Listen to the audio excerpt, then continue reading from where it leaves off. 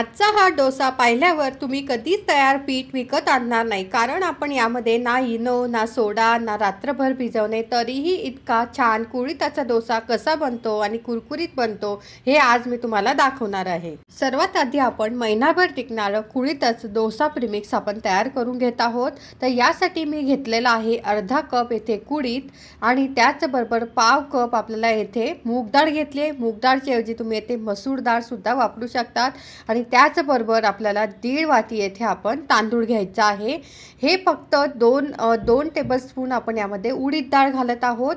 आता तुम्हाला प्रश्न पडला असेल की उडीद डाळ एवढी कमी का घातली आपण, कारण उडीद डाळ हे नैसर्गिक बाइंडिंगचं काम करतं आणि त्यामुळे डोसा छान असा पसरतो आणि त्यामध्ये इनो किंवा सोडा घालण्याची आपल्याला गरज पडत नाही। आणि इथे एक लक्षात ठेवायचं आहे की आपण हे जे भाजून घेतो आहे सर्व धान्य, ते गॅस आपल्याला कमी ठेवायचा आहे। एकदम कमी गॅसवर सतत हलवत आपल्याला हे भाजून घ्यायचं आहे।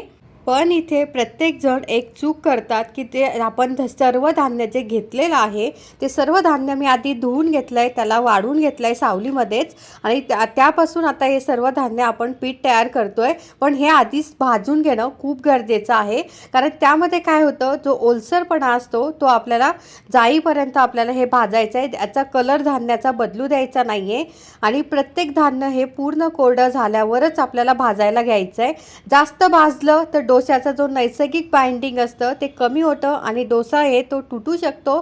त्यामुळे हे मला भाजण्यासाठी 4 ते 5 मिनिटं लागलेले आहेत। गॅस एकदम कमी आहे।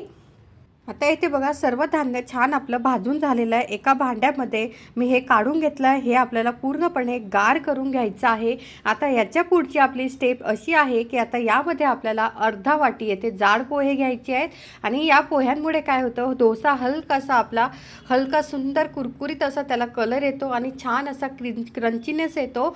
आता यानंतर यामध्ये आपल्याला घालायचं आहे 1 टेबलस्पून आपल्याला जिरं घालून घ्यायचं आहे। 1 टेबलस्पून जिरं, त्यानंतर आपल्याला मेथ्या घालायच्या आहे। एक चमचा आपल्याला इथे मेथ्या घातल्या आहे। 2 लाल मिरच्या घेतलेल्या आहेत सुक्या, आणि जर तुमच्याकडे कढीपत्ता असेल तर तो कढीपत्तासुद्धा तुम्ही यामध्ये घालून घ्या। आता माझ्याकडे न होता, कढीपत्त्यामुळे काय होतं, चव खूप छान येते, सुगंध आणि पौष्टिकतासुद्धा डोशाची वाढते आणि डोशाला एक वेगळीच अशी चव येते। आता हे ते बघा, हे सर्व साहित्य आपण मस्तपैकी भाजून घ्यायचं आहे। इथे हे सर्व साहित्य आपलं भाजून तयार झालेलं आहे। इथे ही चूक अजिबात करू नका की गरम असतानाच आपण हे मिक्सरमध्ये जर वाटलं तर वाफेमुळे ते पीठ ओलसर होतं आणि गुठळ्या होतात आणि प्रीमिक्स आपलं जास्त दिवस टिकत नाही। म्हणून थोडंसं आपल्याला संयम ठेवायचा आहे आणि पुढच्या स्टेपमध्ये मी सांगणार आहे की कोणती एक गोष्ट घातल्यामुळे डोसा पचायला हलका होतो आणि तुटतही नाही। हे बघा, आपण मिक्सरमध्ये छान असं हे बारीक याचं पीठ करायचं आहे मैद्यासारखं। इथे बघा आपलं मस्तपैकी असं पीठ तयार झालेलं आहे, आपलं प्रीमिक्स डोश्याचं तयार झालेलं आहे। आता यामध्ये हिंग आपण घालत आहोत आणि मीठ चवीनुसार।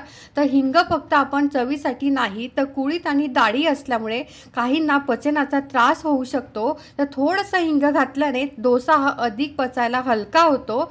तर ही त्यात सिक्रेट ट्रिक्स होती। आता एकदम बारीक असं आपलं पीठ तयार झालेलं आहे, थोडंसंही जाडसर आपल्याला पीठ ठेवायचं नाही आहे। हे बघा मस्तपैकी असं आपलं हे पीठ तयार झालेलं आहे। आता यानंतर आपण याच प्रीमिक्सपासून आपण हे डोसा कसा तयार करायचा ते मी तुम्हाला दाखवणार आहे। पण त्याआधी मी तुम्हाला सांगू इच्छिते की हे तयार प्रीमिक्स पूर्ण थंड झाल्यावर काचेच्या किंवा स्टीलच्या हवाबंद डब्यात आपल्याला हे भरून घ्यायचं आहे। यामुळे काय होतं, महिनाभर हे आपलं जे प्रीमिक्स आहे ते छान राहतं आणि सकाळच्या नाश्त्याची काळजीच आपली संपून जाते। फक्त पीठ काढा, पाणी घाला आणि डोसा आपला तयार। असं हे प्रीमिक्स तयार झालेलं आहे, तुम्ही नक्की करून बघा।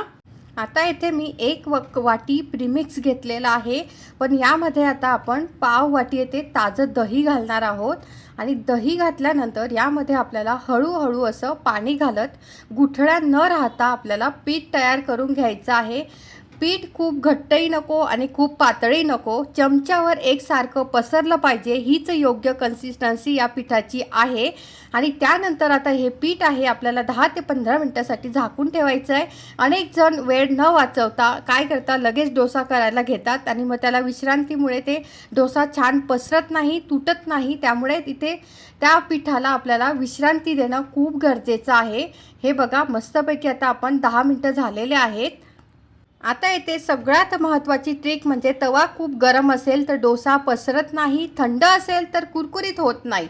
म्हणून तवा गरम झाल्यावर त्यावर थोडंसं पाणी शिंपडायचं आहे आणि पाणी लगेच आटून गेलं की तवा योग्य तापमानावर येतो आणि पीठ हलकं ढवळा आणि मध्यभागी घालून पटकन पातळसर आपल्याला हे पसरवून घ्यायचं आहे. हे बघा, मस्तपैकी डोश्याचा वरचा भाग कोरडा झाला की त्यावरती तेल किंवा तूप लावून घ्या. आणखी एक चूक आपल्याला टाळायची आहे की डोसा वारंवार आपल्याला उलटायचा नाही आहे. हा डोसा एका बाजूने छान कुरकुरीत होतो आणि त्यानंतरच तुम्हाला पलटून घ्यायचा आहे. बघा काय सुंदर मस्तपैकी असा आपला हा डोसा तयार झालेला आहे. तुम्ही ह्या नक्की करून बघा. किती सुंदर सोनेरी रंग आलाय, कढाई खूप छान सुटलेल्या आहेत. मस्त असा आपला हा डोसा तयार झालेला आहे. हा डोसा हाय प्रोटीन, लोह आणि फायबरचा चांगला स्रोत आहे. सकाळच्या नाश्त्यासाठी एकदम मस्त असा हा पर्याय आहे. एक नक्की ट्राय करा आणि